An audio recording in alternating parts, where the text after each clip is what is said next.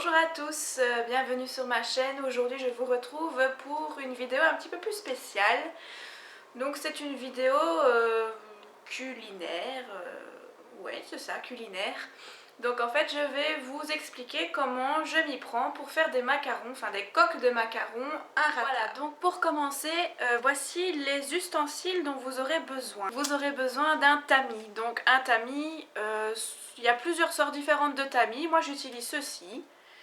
Donc c'est pour tamiser. Alors c'est avec la petite poignée. Bon, c'est pas les meilleurs du monde, mais voilà, ils sont pas trop chers et ça marche suffisamment bien pour des macarons. Donc voilà. D'abord un tamis. Ensuite, il vous faudra un mixeur pour les blancs en neige. Donc voilà.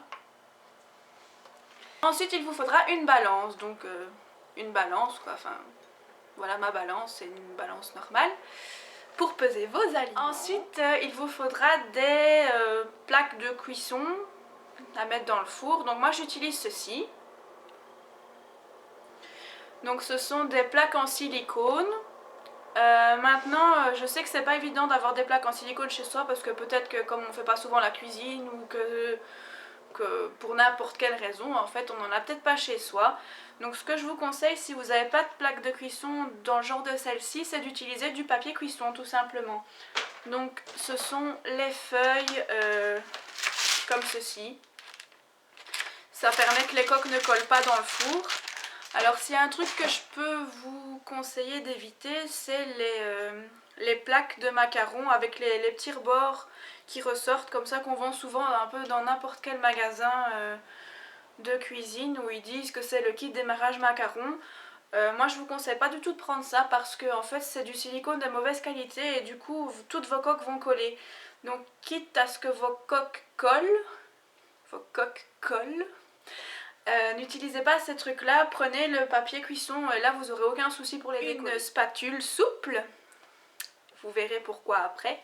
En dernier, il vous faudra des poches à douille. Donc moi ici j'utilise des jetables parce que j'avais une réutilisable et mon gentil chien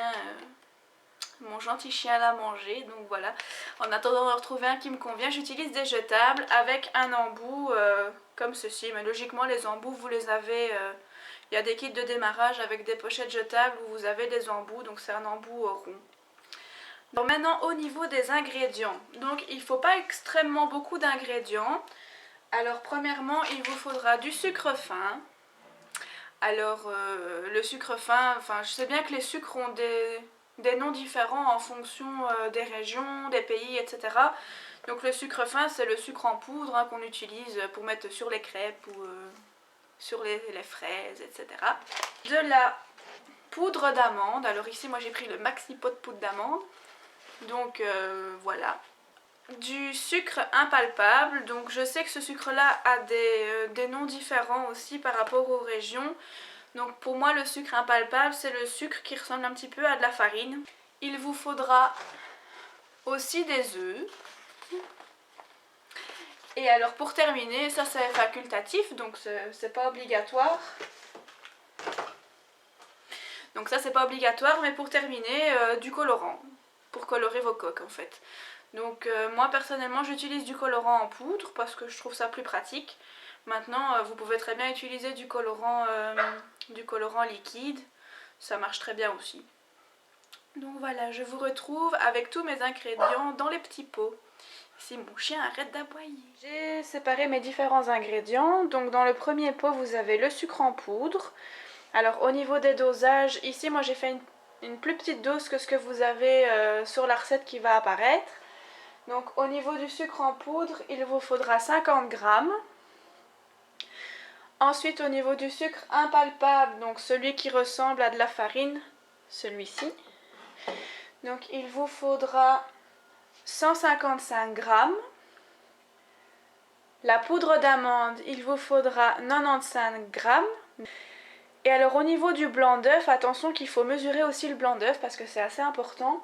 Donc pour le blanc d'œuf, il vous faudra 75 grammes. Essayez d'être vraiment très précis parce que ça peut jouer sur la réussite ou pas de vos macarons. Commencez par tamiser le sucre impalpable.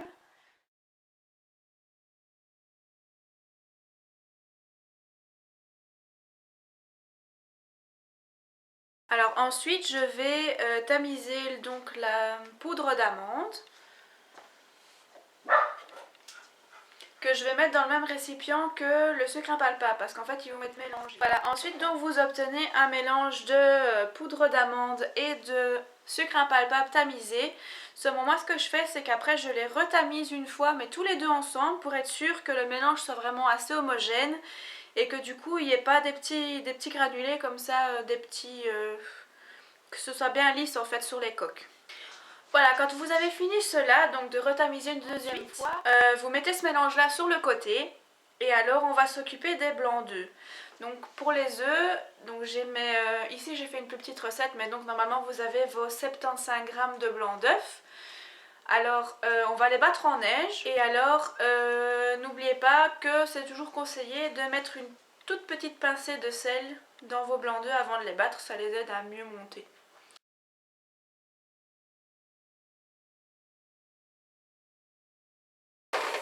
Alors, vous les battez d'abord pour qu'ils soient un petit peu mousseux. Vous voyez, ils sont un peu mousseux. Alors là, votre sucre en poudre, donc ici, vous allez devoir le mettre en 3 fois. Donc vous allez d'abord mettre une petite partie et vous allez recommencer à battre. Voilà, je vais mettre le deuxième tiers de mon sucre en poudre.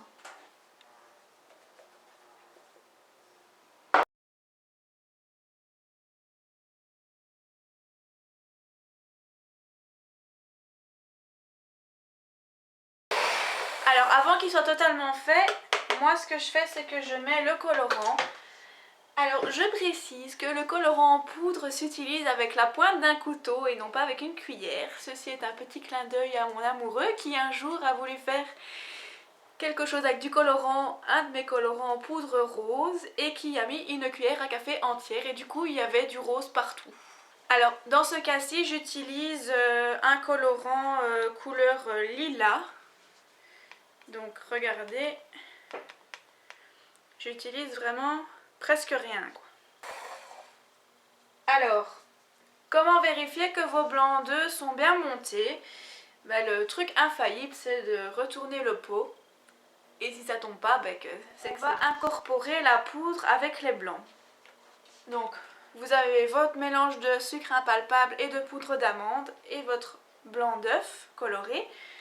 Donc ce que vous allez faire c'est que maintenant on va utiliser la fameuse spatule souple que je vous expliquais tout à l'heure. Ce qu'on va faire c'est qu'on va prendre une spatule de blanc d'œuf comme ceci et on va l'incorporer là. Donc au niveau des mouvements, il ne faut pas tourner comme une brute, il faut vraiment y aller doucement et toujours dans le même sens avec les blancs d'œufs. Donc il ne faut pas commencer à tourner comme ça et puis à tourner comme ça.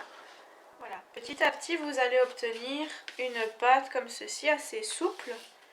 Et quand vous voyez que vous voyez donc quand vous voyez qu'il n'y a plus ni trace de blanc d'œuf ni de poudre libre on va dire, c'est que vous avez assez mélangé. Alors je rappelle bien donc que les dosages que j'ai fait ici et les dosages que je vous ai donnés en début de vidéo ne sont pas les mêmes parce que voilà, j'avais pas ici, comme j'ai pas vraiment d'occasion spéciale d'en faire, j'en ai fait un petit peu moins, donc j'ai divisé par 3 les doses. Donc voilà. Maintenant ça va être l'épreuve la plus technique. Donc en fait on va mettre la préparation dans une poche à douille et on va devoir la présenter sur les pads. Alors pour remplir votre poche à douille, ce que je vous conseille, c'est de la plier comme ceci pour l'avoir bien en main et que le creux soit là.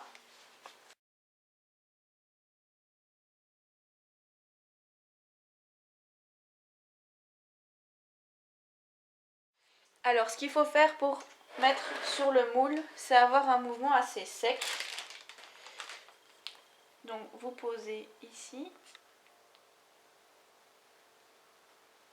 Et puis vous remontez assez sec.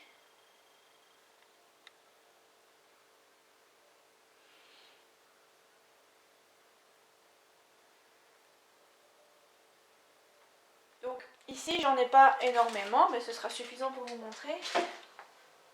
Alors voilà, logiquement, si elles n'ont pas une forme très bien, vous prenez votre tac, vous la levez et vous la tapez. Logiquement, les bulles qu'il y a au-dessus vont se retirer. Maintenant, ça va être l'étape cruciale. Donc en fait, c'est une des étapes les plus importantes, c'est que parfois les gens oublient et du coup, c'est ce qui fait que les macarons sont ratés. Donc il va falloir les laisser croûter. Donc croûter ne veut pas dire qu'il va y avoir une croûte dessus, pas du tout.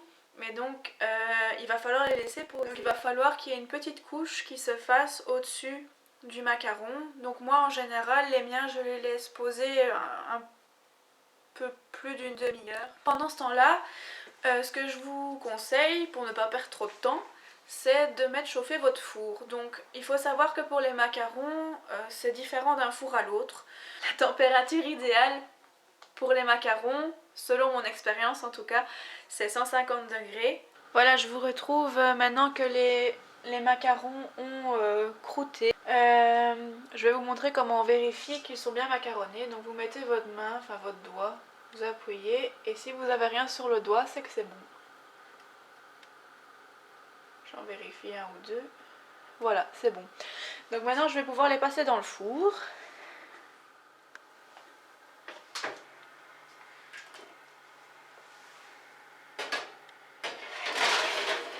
Voilà, mon four vient de sonner. Mon four vient de sonner et je vais vous montrer le résultat. Alors j'enfile mes beaux gants Mickey.